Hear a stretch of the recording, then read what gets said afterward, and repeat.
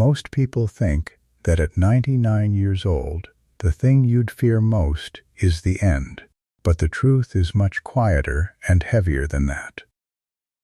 My name is Thomas Miller. I'm 99 years old, and as I sit here looking back, my only real regret isn't the things I did wrong, but the life I never actually lived because I was too busy being careful. I spent the better part of a century building a fortress of safety around myself, thinking that if I just made the right choices and followed the rules, I'd eventually reach a point of total satisfaction.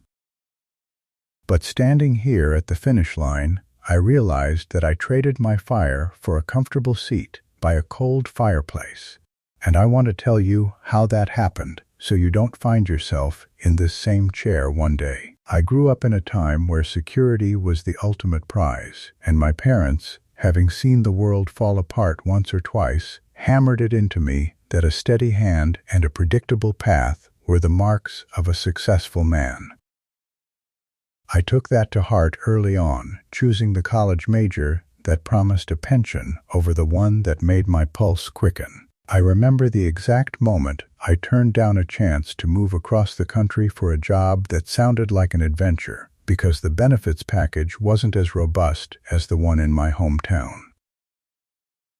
I told myself I was being responsible, and that I was setting myself up for a future where I could finally be free to take risks. But the problem with that logic is that safety is an addiction that grows stronger the longer you indulge it. When I met my wife, Evelyn, she was the one spark of unpredictability in my life. I remember she wanted us to take a year and travel through Europe before we settled down and started a family. I did the math on a legal pad, looking at our savings and the potential gap in my resume, and I convinced her that we should wait until we were more established, promising her that we'd go for our 10th anniversary instead. By the 10th anniversary, we had 2 children and a mortgage, and by the 20th, I was worried about college tuitions, and by the 30th, my knees weren't what they used to be. That trip remained a series of brochures in a kitchen drawer until the day she passed away. I worked 42 years for the same firm, and I was good at what I did, but I can't tell you a single thing about the work that actually mattered to my soul. I was the man who never missed a deadline and never rocked the boat, and while my colleagues were off starting their own businesses or moving to different industries, I stayed put because I knew exactly where my desk would be every Monday morning. There is a specific kind of exhaustion that comes from decades of doing things you don't care about just because they are reliable. And I see now that I wasn't living a life so much as I was managing a series of risks that never actually materialized.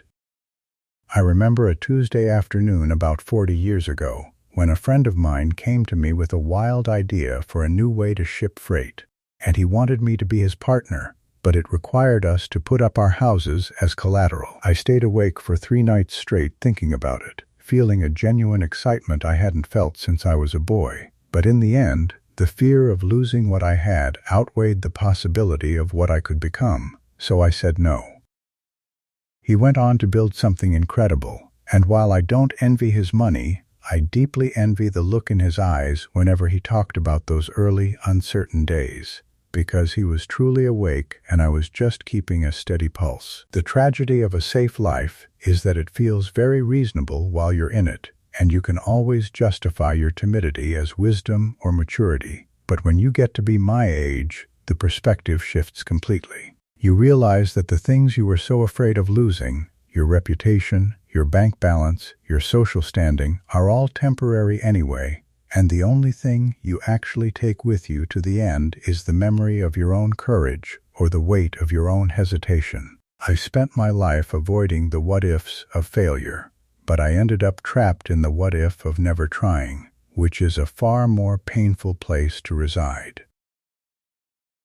I look at the younger people in my family now, and I see them making the same calculations I made, choosing the path of least resistance, because they think they have all the time in the world to be brave later.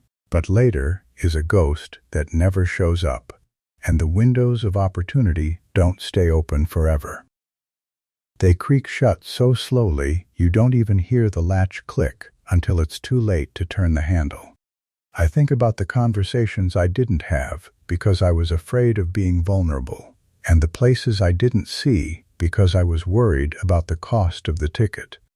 And I realize that I lived a life that was perfectly fine, which is perhaps the saddest thing you can say about 100-year journey. We are told that life is a gift, but I think it's more like a loan of energy that we are meant to spend entirely before we hand it back, and I'm handing mine back with far too much left in the tank. If I could go back and speak to the man I was at 30 or 50 or even 70, I wouldn't tell him to work harder or save more. I would grab him by the shoulders and tell him to go fail at something spectacular. I would tell him that the sting of a mistake lasts a week, but the ache of an untaken path lasts a lifetime, and that the only real danger in this world is reaching the end and realizing you were a spectator in your own story. You might think you're being smart by waiting for the perfect moment or the guaranteed outcome, but the guarantee is exactly what kills the spirit of the experience. The beauty of being alive is found in the friction, the uncertainty, and the moments where you don't know if you're going to land on your feet or your face, because at least then you're moving. Now, as the sun sets on my time here, I spend a lot of my days watching the world from this window, and I find myself wishing I had been more reckless, more foolish, and more willing to be misunderstood. I wish I had let my heart break a few more times if it meant I was actually chasing something that mattered to me, rather than just protecting a heart that I never really used. You have a choice right now that I no longer have, and that is the choice to be brave while you still have the strength to carry the consequences. Don't let your life be a series of sensible decisions that lead to a comfortable regret. Go out there and get a little bit messy. Take the risk that makes your hands shake, and for heaven's sake, don't wait for a 10th anniversary that might never come. My name is Thomas, and I've had 99 years of safety, and if I could trade it all for 1 year of true terrifying risk, I would do it in a heartbeat. Please, don't wait until you're 99 to understand that the greatest risk of all is never taking one.